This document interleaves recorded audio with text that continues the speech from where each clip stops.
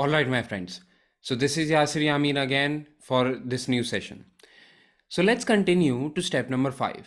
Now, step number 5 in IFRS 15 is one of the most important steps, and it is actually one of the more examinable areas, and it is actually the conclusion of IFRS 15 in its totality.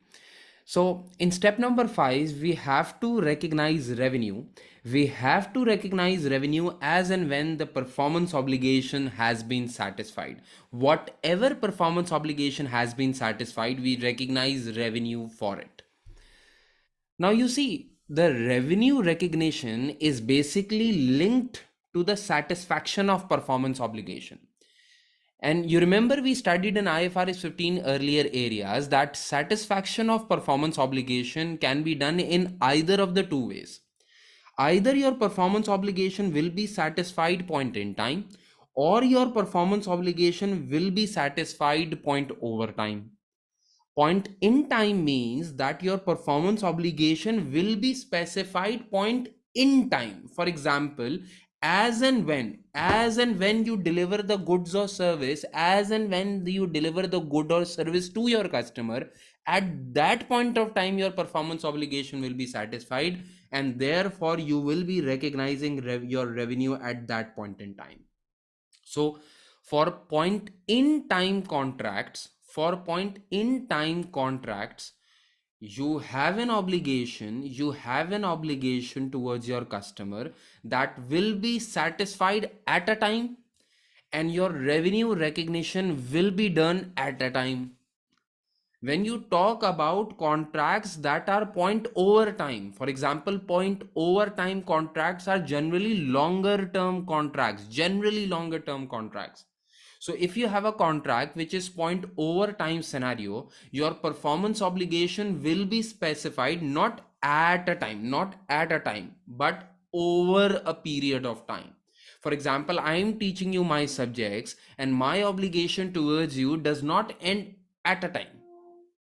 They are satisfied over the period of time. I'm teaching you over the period of 6 months, for example, or 3 months, for example, and therefore my satisfaction of performance obligation will be done at a point over time.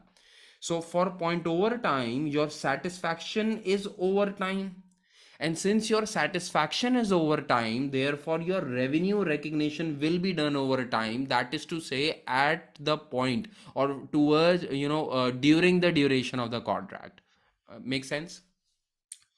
So point in time transactions are relatively easier. As and when you deliver the goods or service to your customer, you just recognize revenue by, debiting your receivables or cash, huh? And basically your credit your sales. As simple as that, all done.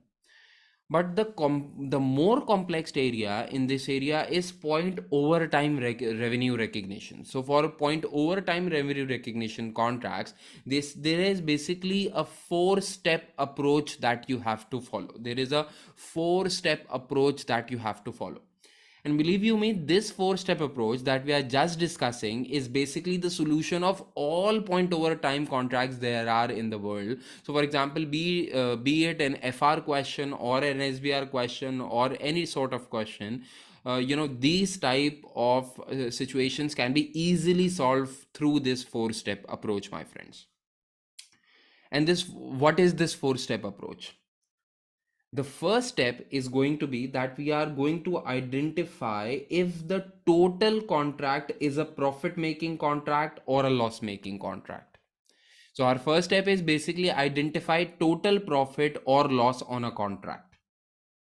The second step is going to be, we are going to calculate the stage of completion. By stage of completion, we mean how much have we completed our performance obligation. For example, if we calculate this stage of completion or the SOC as 70%, this 70% means that we have completed our 70% obligation. That is to say, we have 70% satisfied our performance obligation. That is to say, we should recognize revenue up to 70%. Make sense? So for point over time contracts, you don't recognize your revenue at a time, but you recognize your revenue over the period of time. Therefore, at any particular year end or the reporting date, you have to determine how much job completion you have done, how much is the stage of completion. So if it is 30%, you have completed your job 30%, you are entitled to recognize your revenue of 30% because you have satisfied that much of performance obligation. If you have a stage of completion of 80%, you can recognize revenue of 80% because you have satisfied 80% of your performance obligation. That is the way to go about it. I'll tell you just in a while how to calculate this 20, 30, 40 or 70%. uh, uh, but just feel what the steps really are. So number one step is that you identify total profit or loss on the contract, and I'll tell you why this is very important. Step number two is to calculate how much have you completed your job, what is the satisfaction level of your performance obligation. Once you know that you have completed a certain level of performance obligation, then you can prepare your profit or loss extract, your P&L extract. We'll talk about it in a while. And then the final step is going to be that we are going to make an SOFP, a balance sheet extract. So before even moving further, my friends, just learn these four steps, and these four steps are going to help you in each and every point over time contract or long term contract. Number one, identify total profit or loss. Now just repeat after me. You have to repeat after me, my friends. Identify total profit or loss, calculate stage of completion, P&L extract, SOFP extract. We'll do it again once more. So identify total profit or loss on contract. Number two, calculate stage of completion. Number three, prepare P&L extract. And number four, your SOFP extract. We'll do it one more time because whatever we do in three times, there are given examples, there are given there is given information from which we can infer that whatever we do three times, that becomes rock solid. So identify total profit or loss on the contract, calculate stage of completion, prepare P&L extract, and prepare SOFP extract. Make sense? Now let's move forward. What these four steps actually mean about? What are these four steps? So the four steps are, the number one step is to identify total profit or total loss on a contract. How are you going to do that? You see, in order to calculate the total profit or total loss on the contract, you need total contract price or total contract cost on the contract. You see, if you get the total price of the contract and you get the total cost of the contract, definitely you are going to get total profit or total loss on the contract. Mhm. So, for example, I signed a contract worth $1 million and the expected cost is $0.7 million. That means the total profit which will be ultimately recognized over the contract period is 0.3 million. Understood?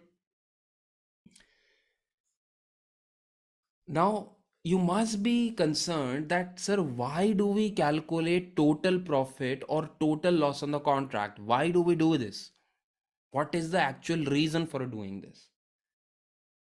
You see, if you determine, for example, had this question been like this, it was a $1 million contract and the expected contract cost is basically $1.7 million, and you determine there is going to be a $0.7 million loss on the contract. If you ever see a loss making contract, then basically IS 37 is triggered. IS 37, provision contingent liabilities and contingent assets. IS 37 is triggered. Now IS 37 has an area which talks about onerous contracts. Onerous contract came from the word onus, and onus means burden. That means that onerous contracts are basically burdensome contracts.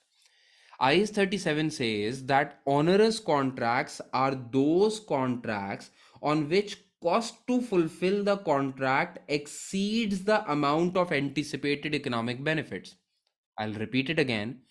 Onerous contracts are burdensome contracts. These are those contracts in which the expected cost to complete those contracts are much higher than the anticipated benefits out of those contract. In simple, it is a loss making contract. It is a loss making contract. Now, if a company enters into a loss-making contract, and you must be considering why would an entity enter into a loss-making contract? The company may enter into a loss-making contract as a marketing tactic. The customer, they want to acquire a particular customer, and they are even willing to do it at a loss for future business. It is possible.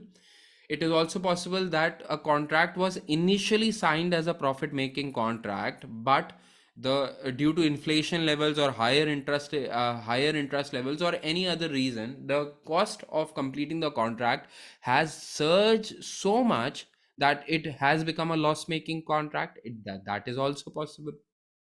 Hmm? So if an entity enters into a loss making contract, it is an onerous contract, and according to IAS 37 and according to the prudence concept, which says that an entity should recognize all anticipated losses but should never recognize any unrealized gains, IS 37 requires that an onerous provision should be booked in order to recognize all loss at once. I'll repeat it again. If the entity enters into a loss making contract, then according to IS 37, all the loss of the contract should be recognized at year zero. At year zero means all the loss has to be recognized immediately. How would you recognize it? You will make an entry P&L debit, and you will make a credit of provision for onerous contract, but all the loss has to be recognized at once. As per prudence concept, an entity should recognize all anticipated losses. So that is why the first step is to identify if the contract is a profit making contract or a loss making contract. If it is a profit making contract, then it's okay. If it is a loss making contract, IS 37 is triggered, and according to which you have to recognize all losses at once. All losses at once. You tell me that, have you understood this concept? Hmm? Now, once you have done this, the second part is that you are going to calculate stage of completion.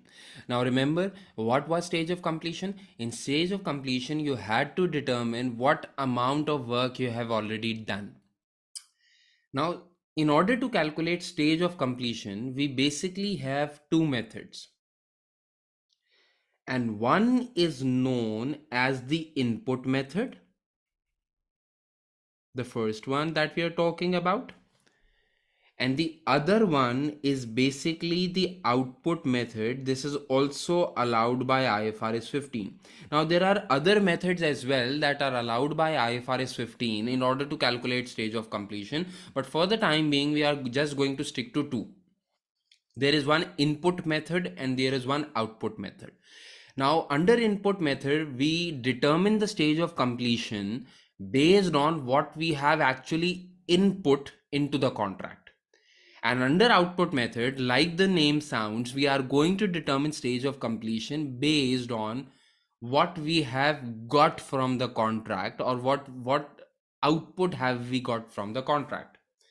Now, how do we calculate stage of completion in input method? We take total cost of the contract, say it was $100, and we check how much cost have we incurred to date. For example, the total expected cost of the contract is $100, and to date we have incurred $70 of cost. We have incurred $70 of cost. So what does this mean? This means that if we have input $70 of cost out of 100, then it must mean that we have done 70% of our part. That is why the cost has been incurred. Make sense? So under input method, we just take the total cost of the contract, and we just determine how much have cost we have incurred to date. Cost incurred to date divided by total contract cost is the stage of completion. I'll repeat it again.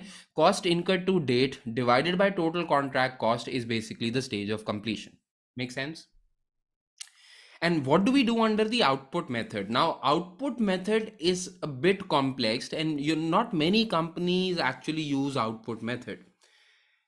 You take the total contract price, let us say it was $200, and then you have it determined the value of work certified. Now, generally, this value of work certified is verified by an independent consultant. There, for example, in a construction contract, basically there are independent consultants who are basically civil engineers. Your customer hires those civil engineers or the consulting agency. They go onto the sites and they actually, based on the cement, steel, construction work, the sizes, all the physical roadmap, whatever they see, based on that they actually determine what amount of work has already been completed.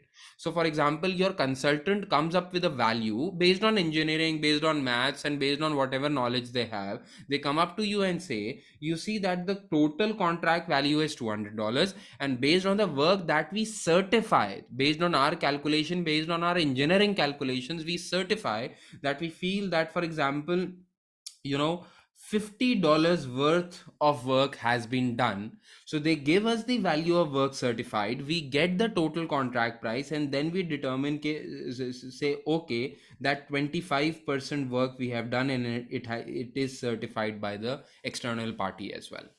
So they basically, there are two methods. you some of you might be feeling that the output method is much more accurate because it is verified by an independent consultant. You are right, but at the same time it causes cost to hire those consultants. So if your customer is willing to hire an external consultant, an independent consultant, and get the work of progress verified, and then based on that you can determine your stage of completion, that's fine.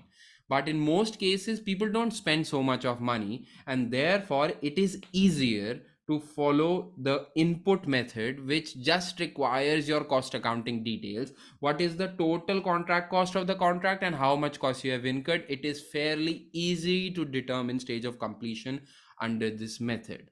All right. Now, my friends, one thing that you must be very careful of is the stage of completion that you calculate always gives you an as at number. It is very important to understand this concept. Whatever stage of completion you calculate, it is always an as at number. For example, the total contract cost is $100 and the cost incurred to date is 60. Therefore, you get 60% of stage of completion. But that doesn't mean that this 60% only pertains to this year. It's very important to understand. For example, there was a 4-year contract. All right. And at year 3, when you calculate your stage of completion, it comes to 60%. Now, this is fairly obvious. If in the 3rd year the stage of completion is 60%, some work would have been completed in year 1 and year 2 also. Make sense? So, if your examiner in the next step in the P&L extract, if your examiner asks you what is the progress for the year, then you cannot say my progress is 60%, because this 60% is as at. In order to determine for the year impact, you need to subtract year 2 till year 2 performance, and then get to know about for the year impact. All right. So I just wanted to make a point that whatever stage of completion you calculate is basically an as at number, and in order to determine for the year progress, you need to subtract already recognized impacts from it. And I'll let you know what I'm talking about. Just see what I'm doing. Now you need to, in the 3rd step, you need to prepare a P&L extract. And how that P&L extract is basically prepared is that you take revenue, cost, and profits. How do you calculate revenues? You take your total contract price and you multiply it by stage of completion. You calculate your total contract cost and you multiply it by stage of completion. You have a certain price, you have a certain cost, and therefore you get total profit or total loss for the period. But as I just told you, that stage of completion is an as at number. So you are not going to follow this type of format in particular. What format I recommend you is that you prepare three columns always. As at, one column for already recognized, and one column for the year. FTY means for the year. Then you write sales, then you write cost, and then you write profit. So this is the format that I want you to use. Three columns: as at figure, already recognized figure, and then you will get a for the year figure. Sales, cost, and profit. How are you going to work about it? I'll just take a different color pen. Uh-huh. So how are you going to calculate stage of completion, my friends? Take total contract price, multiply it by the stage of completion. So for example, the total contract price, I would say it was 1 million, and the stage of completion till now is 60%. So the total sales to date is basically 0.6 million. All right. Let us assume the total contract cost. The total contract cost is, for example, 0.8 million, and the stage of completion is 60%. Remember, just for the sake of matching concept, just for the sake of matching concept, if your revenue is 60%, your cost also needs to be 60%. Your cost also needs to be 60%.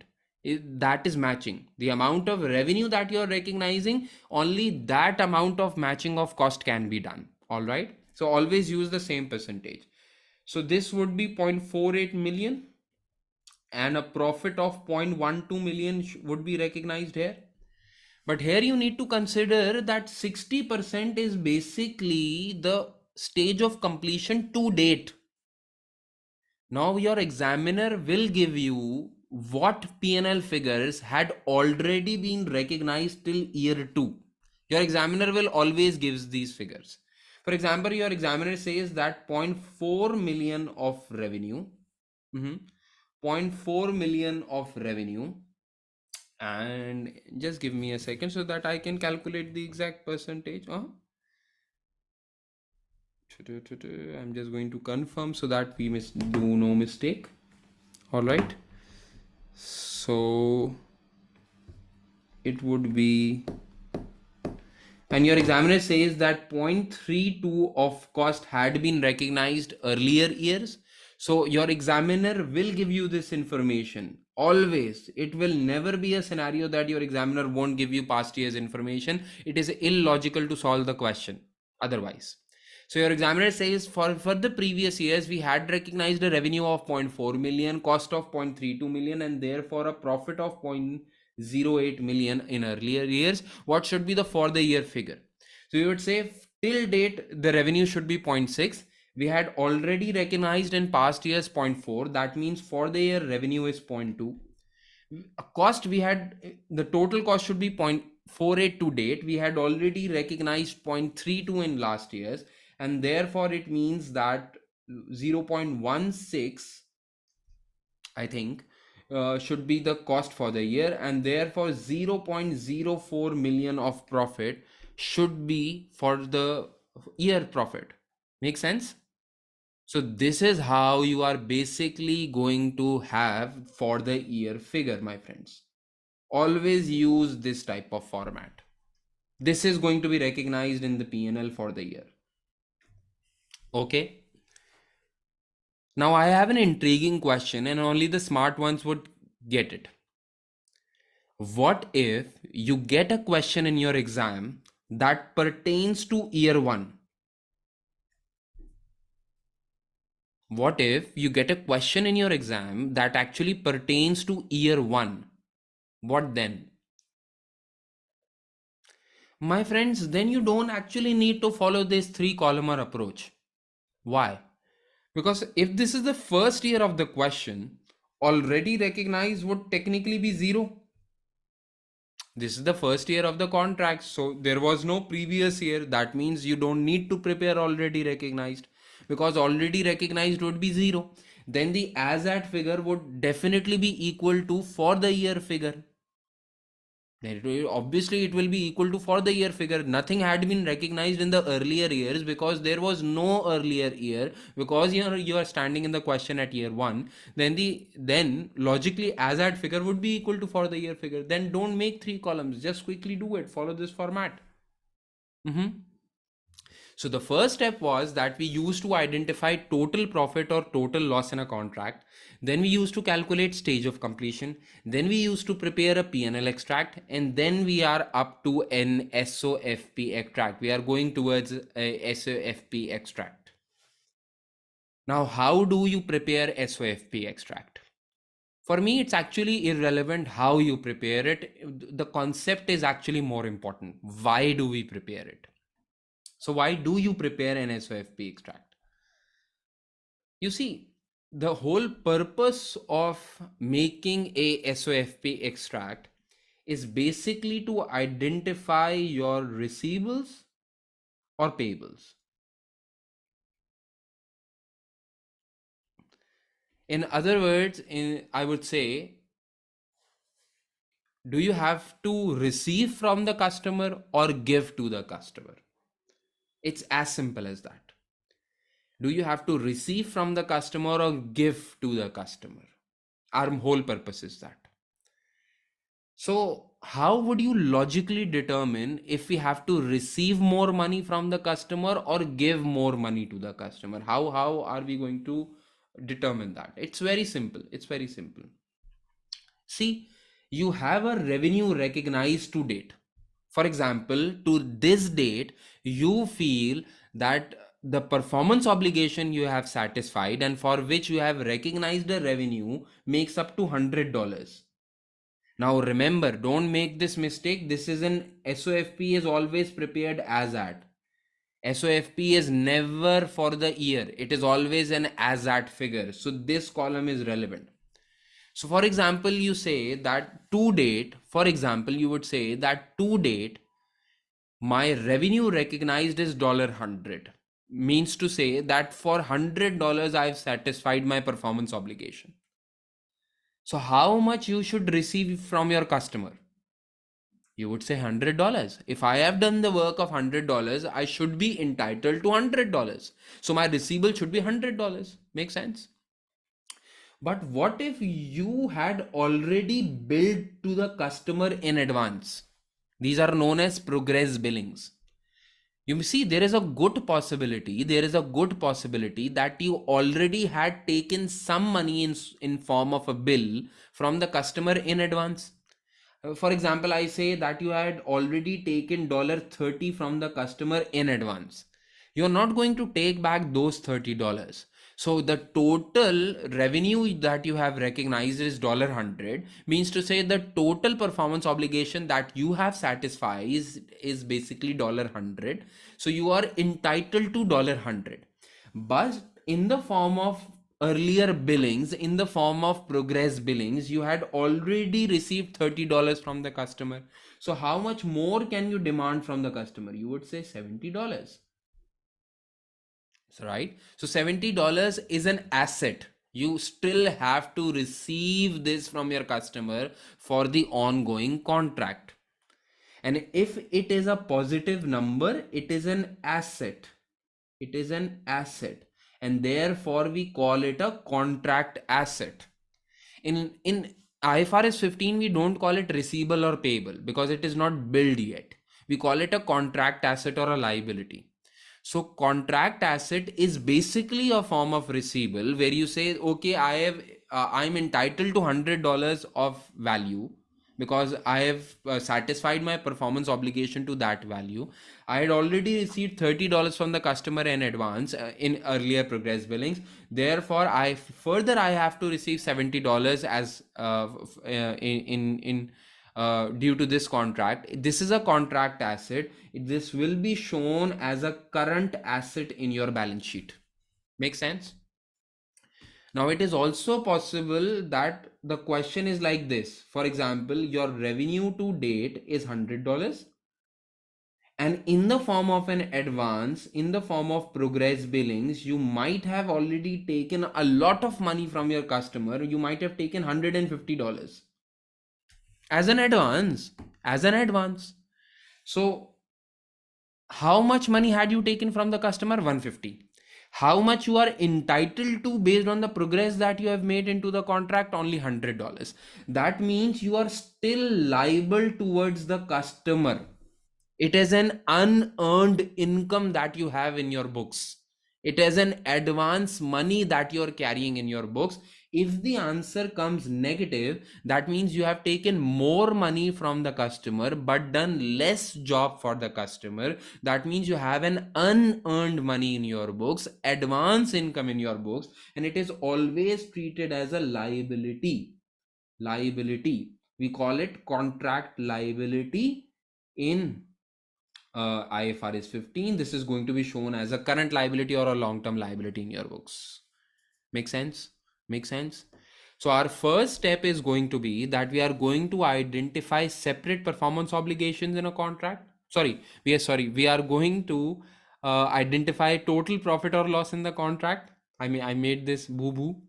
Then we are going to calculate stage of completion either on input basis or output basis, that it is company's policy to use input method or output method. Your examiner is always going to be very much clear of which method the company is willing to use. All right.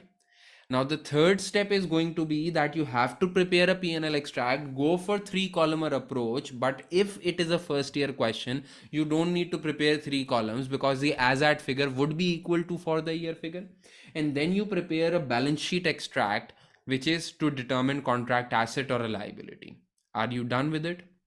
Now, here I would suggest you that you take just 2 to 4 minutes and get through all of what we have studied right now in step number 5, because questions are just following up. So just take 2 to 3 minutes and just go through these right now, right now, right now.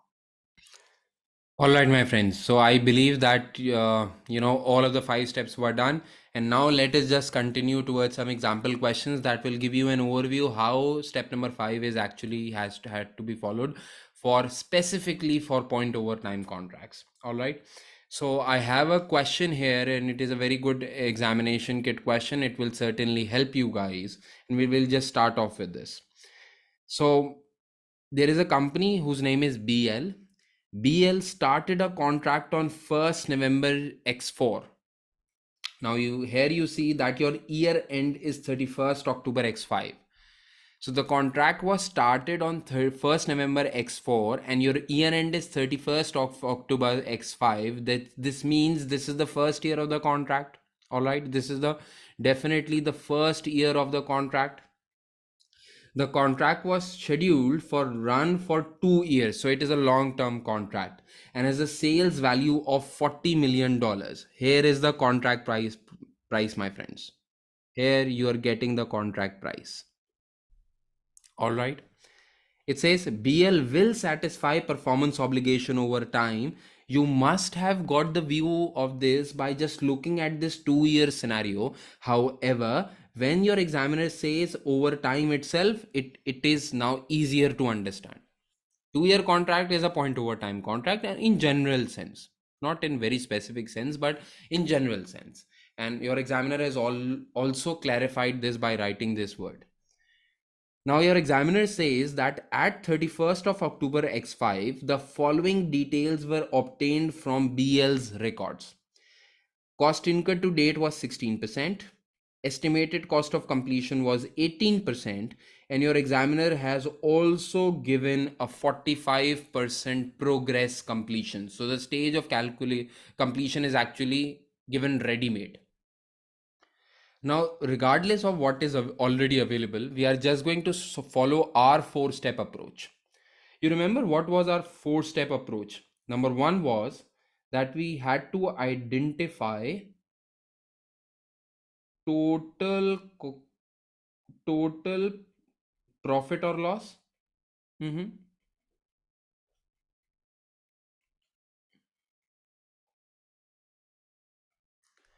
Let us just identify total profit or loss. For that, we will need first, we will need total contract price. If I ask you what is the total contract price, you would say, sir, this is $40 million given. I'm sorry.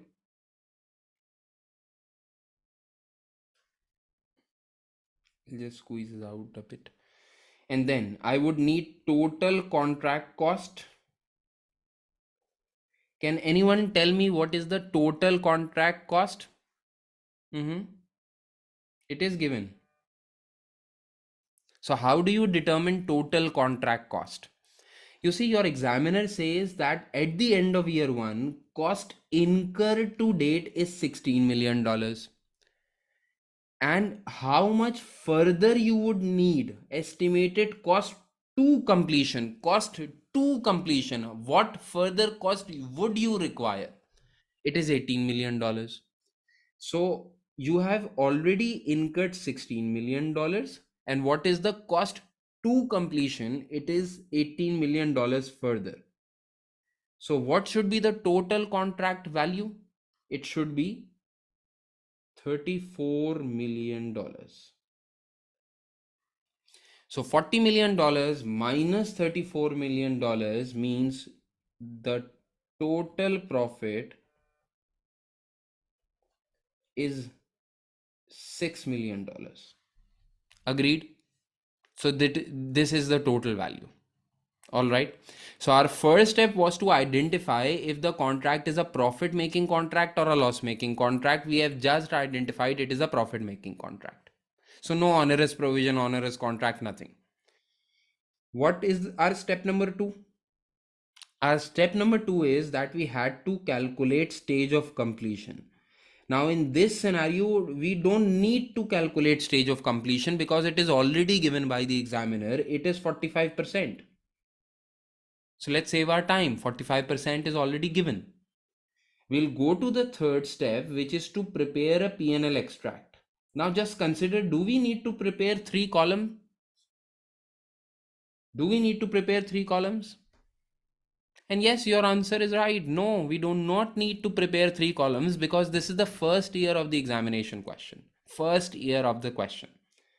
So how are we going to prepare this P&L extract? Let's just take revenue first. Total contract price is 40 million. What is the stage of completion? It is 45%. If we are recognizing 45% revenue, then we also need 45% cost. Our total contract cost is 34 million. 34 million into 45%. So let us just calculate it. So 40 into 45, my friends, is 18. Very much logical. 34 into 45, I would say, is 15.3 million. 18 million minus 15.3 million is 2.7 million. Make sense? So if you look at the question, it says applying IFRS 15 revenue from contract with customers, how much revenue and cost of sales should BL recognize in its statement of profit or loss for the year ended 31st October X5, and what should be the answer? 18 million and 15.3 million, and therefore your answer is D. You see, once you spend time on the practical or the conceptual part of IFRS 15, the questions are not difficult. If you had patience earlier, the examination questions are pretty much in your control. All right. So let's also see another example. Now, this is question number 4. This is also a question from your examination kit. We are just going to do that. But remember, not all questions are the same. So this question may be different from the earlier question. So please make sure that you pay good attention towards what I'm saying. All right. Don't be too hasty about it. So your examiner says CN. Is your examiner talking about Cartoon Network? Okay. So CN started a 3-year contract. CN started a 3-year contract to build a new university campus on 1st April X4. 1st April X4 we started the contract, and the question is for the year ended 31st March X5. Now again we are talking about year number 1. All right. The contract has a fixed price of $90 million. Price, here is the price, we have it. Okay. CN will satisfy the performance obligation over time. Now, once you read this in the question that your performance obligation is going to be satisfied over time, certainly if those 4 steps will come into your mind, you will identify total contract profit or loss, then you will calculate stage of completion, then you will prepare a P&L extract, and if required, you will need to prepare an SOFP extract. All right. Your examiner says CN incurred cost to 31st March X5 of $77 million. Now, this is the actual cost incurred to date. Actual cost to date. This is already incurred. All right. CN incurred cost to 31st March X5 of $77 million and estimated that a further $33 million would need to be spent to complete the contract. A further $33 million needs to be spent to complete the contract. Okay. Further, your examiner says that CN measures the progress of contracts using work completed method compared to contract price. Work completed method compared to contract price means that your examiner is basically talking about the output method that we just studied. The price method. Further, your examiner says at 31st March X5, a surveyor valued the work completed to date at 63 million. You have your value of work certified. Done. Now, let us follow all those steps that we just studied. First step. Now, please pay close attention because this is going to be a bit tricky. Our first step was to identify total profit or loss. Remember? And how are we going to do that? We will take total price of the contract and we are going to subtract total cost of the contract in order to get total profit or loss of the contract. Make sense? So what is the total price of the contract? You guessed it right. That is $90 million. $90 million contract price. What is the total cost of the contract? Now your examiner says that to date you have already incurred $77 million and a further $33 million are expected to be incurred. So your total contract cost is 77 million to date plus 33 million further. That would mean the total contract cost is going to be 110 million. All right. So now you must have guessed it that, oh no, we are going to get a loss of $20 million. Total loss on contract. Now you must have remembered that according to IS 37, whenever you see a loss making contract, IS 37 is triggered. It is an onerous contract. And for an onerous contract, all the anticipated loss, which in this case is $20 million, should be recognized immediately, which is in line with the principles of prudence concept. All good? Now, till this point in time, you don't need to panic and you don't need to do anything drastic. Whatever steps we used to follow, they remain the same till here. But let us move forward. We'll go to our second step. Our second step was to calculate stage of completion. Let us calculate stage of completion. You must have remembered that examiner asked us to follow the output method.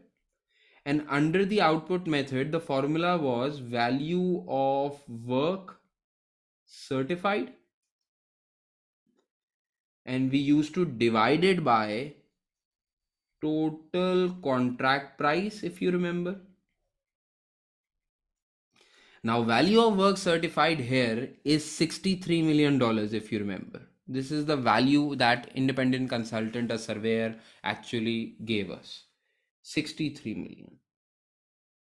And then you divide it by the total contract price, which to us is $90 million. So, although it's very obvious, but I'll still calculate, it is 70% stage of completion.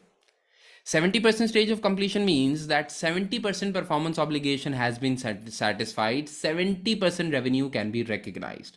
And with this, just let us move on to step number 3. Now let us prepare a P&L extract. P&L extract.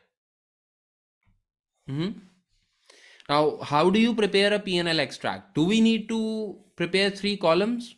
No, this is the first year of the contract. You don't need to prepare 3 columns.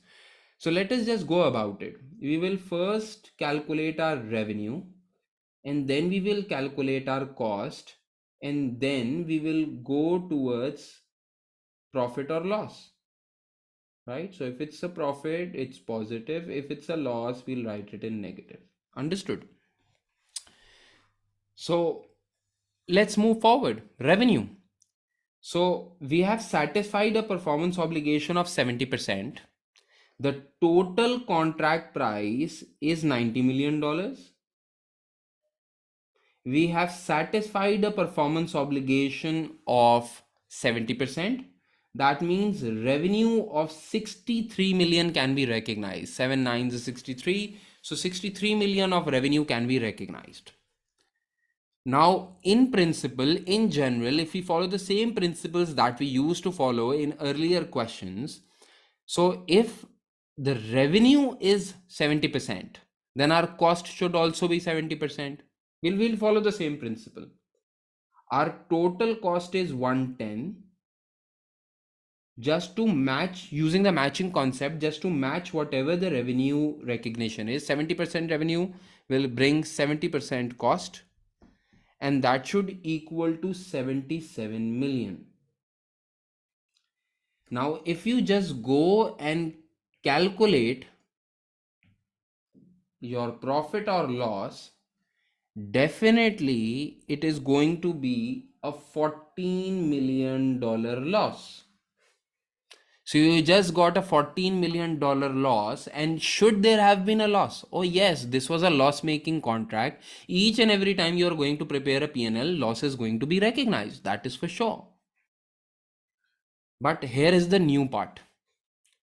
By normal calculation, you just got $14 million of loss into your P&L. But my friends, this $14 million cannot be recognized. As per the principles of IFRS 15, IAS 37, if the entity enters into an onerous contract, all the anticipated loss should be recognized immediately through an onerous provision. Now, total loss of the contract is 20 million.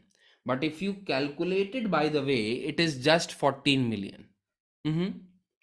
You cannot recognize 14 million because the total anticipated loss is basically 20 million. You need to go for the full 20 million. Full 20 million. So what to do then? I need 20 million here. My friends, in order to get $20 million here as a loss, you remember I just had $14 million of loss by the way of calculation. However, I need to have $20 million of loss at the bottom in order to recognize all the anticipated loss. So what do? I already have 14. I need to go till 20. So I need a further $6 million loss.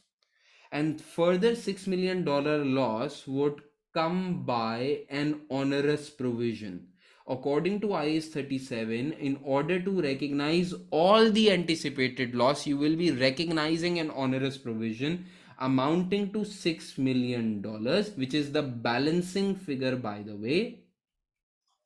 And by this balancing figure, you are going to get a loss of $20 million into your books as per IS 37. How you are going to recognize an onerous provision? You are going to debit your P&L by $6 million and provision for onerous contract by $6 million. And this is going to be the entry. Now you are done with it. Make sense? So if your examiner asks you what should be recognized in your profit or loss, so your revenue is going to be recognized as 63 million, whereas how much is your cost to be recognized? It is to be this 77 plus 6, 77 plus 6 including the onerous provision. That means your answer is B, 83 million of cost of sales. Understood? So what did we understand for contracts, for onerous contracts, IFRS 15 revenue recognition? Just follow the normal process, but make sure that all the loss on the contract is being recognized in P&L. And for whatever the balancing figure is, you create an onerous provision. Sir, do we have to solve these type of questions in the same manner every time? Yes, you have to follow the same process each time you see a loss making contract. Just solve the question normally and then find out what the balancing figure needs to be as an onerous provision. Just create that and close the question. Done. I hope this was helpful. Now let's do some more practice. Why do we stop here? We can do one more question, and if you see this question, this is related to SOFP as at 30th September X4. So we also see an example question which also includes the balance sheet. Now you cannot really jump onto balance sheet straight away. If balance sheet was the fourth step in the scenario what we studied, you that means you also need to follow the first three steps. So this is a complete question for us. Your examiner says that Yling entered into a contract to construct an asset for a customer on 1st January X4. On 1st January X4. 1st January X4 is basically 9 months before the year end. Remember, 9 months before the year end. So Ying entered into a contract to construct an asset for a customer on 1st January X4, which is expected to last 24 months. So if you start on 1st January X4, your contract is going to end, I would say, 31st December X5. But our year end is just 9 months after, it is 30th September X4. Remember that in mind. The agreed price for the contract is $5 million. So we get the transaction price here. At 30th September X4, the cost incurred on the contract were $1.6 million and the estimated remaining cost to complete were $2.4 million. So 1.6 million we have already incurred, $2.4 million we will further incur. All right. Your examiner says on 20th September X4, Ying received a payment from a customer for $1.8 million, which was equal to the amount billed. So you have already received $1.8 million from the customer. That is for your SOFP, that is the progress billing amount. Ying calculates the progress on the basis of amount billed compared to the contract price. This means you follow an output method. You follow an output method. Done ho gaya? Is it okay? So all right. So let us just solve this question. We will follow our old four-step approach. First, we will identify total profit or loss.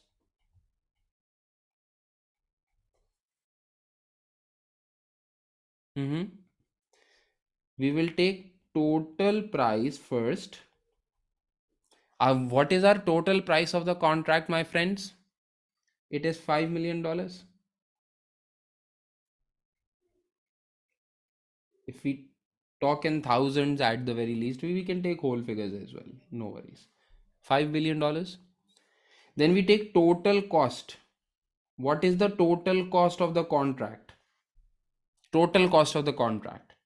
So 1.6 million, your examiner said we have already incurred, and further we will incur 2.4 million. That means what is the total contract cost? It should be $4 million. And is your contract in a total profit or in a total loss? Your total profit would be, I would say, $1 million.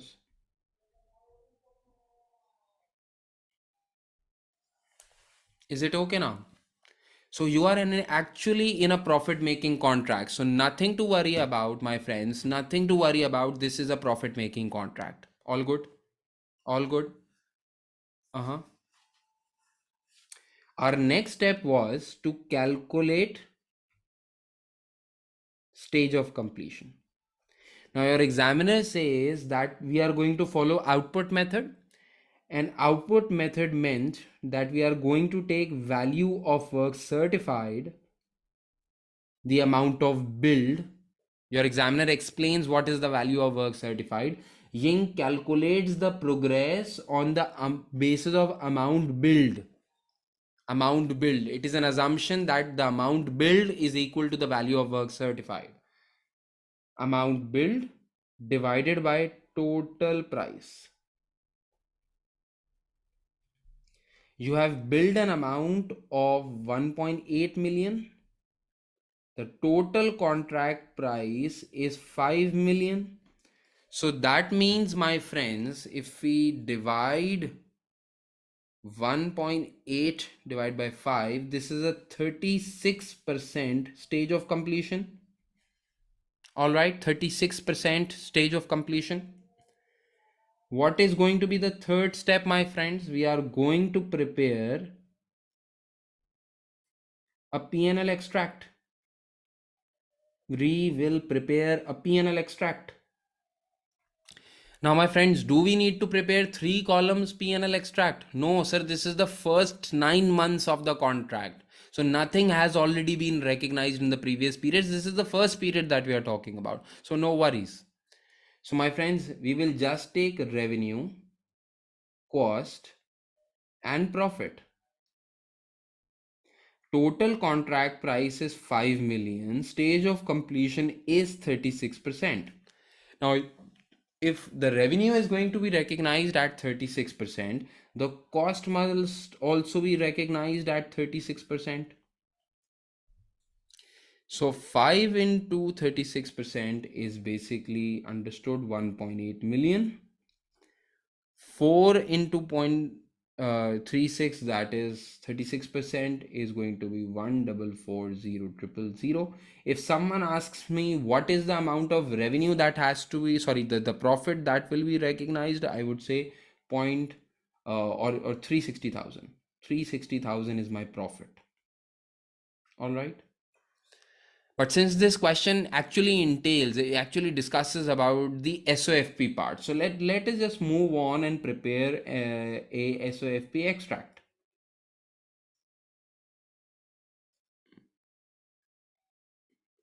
SOFP extract. So the format for SOFP extract was that we used to take revenue. Just to make you understand, earlier, you know what the formats used to be were, that my earlier formats were that you used to take cost and add a profit. If you see any of my other past papers that were the earlier past papers, I used to take cost plus profit. You see, cost plus profit is basically the sales value. All right. So your ACC examiner says that in accordance with IFRS 15, it is much more appropriate not to write it in a format of cost plus profit, but rather just take revenue. It is an easier method. If I add cost and profit, obviously it would be equal to the revenue figure. So what's more logical, and as per IFRS 15, take the revenue. So my revenue, the amount of money that I expect to be entitled to, is $1.8 million. Uh-huh. And what is the amount of money that I've already progressed billed to the customer? Remember, $1.8 million from the customer we have already received, and this is the amount of billing. It is $1.8 million. So the question was, what amount should be reported in the statement of financial position? So what amount should be reported? It should be zero. Your answer is nil. Understood? So this is how we actually follow all these four steps in totality. I hope these helped you. I hope these helped you. We will do at least one more question, one or two more questions in order to make you understand what lies ahead. Uh, yeah, this you can do as a homework. This question, this is given in my notes. You can do this as a homework.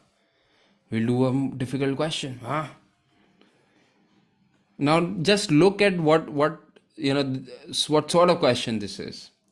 Which one of the following is not one of the five steps for recognizing revenue according to IFRS 15? Just go through them. Which one of the steps is not part of IFRS 15? Your answer is B. Now, these type of questions, I don't expect that these come into exams, but still, you never know. All right. So we have basically completed all our five steps. IFRS 15 is basically done on the basic level. But there is one more area, one more tiny bit of additional area that I would like to discuss about. And that is basically the area that I want to discuss. Just closing out IFRS 15 is the case of maturing inventory. Now, this is a common area that is routinely tested specifically in FR examinations. But you need to be aware about this because often this is the first transaction that comes into your FR questions, final accounts question in particular. So what do you mean by maturing inventories? Maturing inventories are those inventories which have which have a long shelf life. Maturing inventories are basically those inventories that have a long shelf life. For example, they without even any problems, they can stick for 2, 3, or 5 years. All right. These are those maturing inventories. You know what is the best advantage of maturing inventories? Maturing inventories are often used as a collateral to get loan from banks. Often you have seen that whenever you take loan from a bank, you need to put in some sort of security collateral, some sort of security that if you are not able to pay back, your bank can actually sell off that asset and recover their money. So basically that is known as a collateral. Maturing inventories are often used as a collateral. For example, some examples of maturing inventory could be cotton, it could be rice, it could be anything which has a longer shelf life. It can be used in a longer pattern. Now, one type of question that often comes into FR exam is that, for example, there is an ABC company and your examiner says that ABC company had sold goods to an XYZ customer.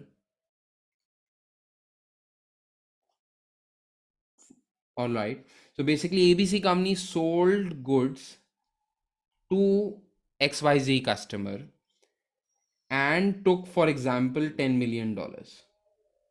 Now, up till now, this is a normal transaction.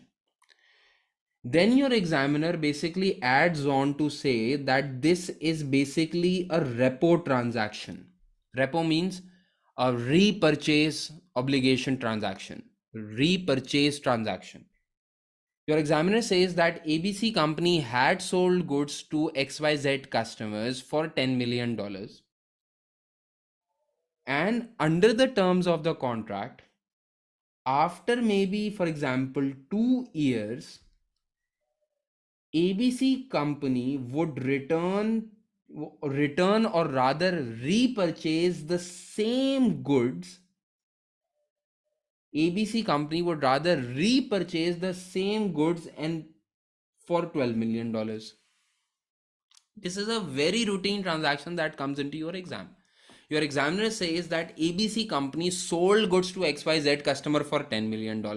Now, what a basic accountant would be doing is that whenever he saw that, okay, ABC company had sold goods to XYZ customer for $10 million, the entry should be that, okay, cash or bank debit $10 million, and you would be recognizing a sale of $10 million.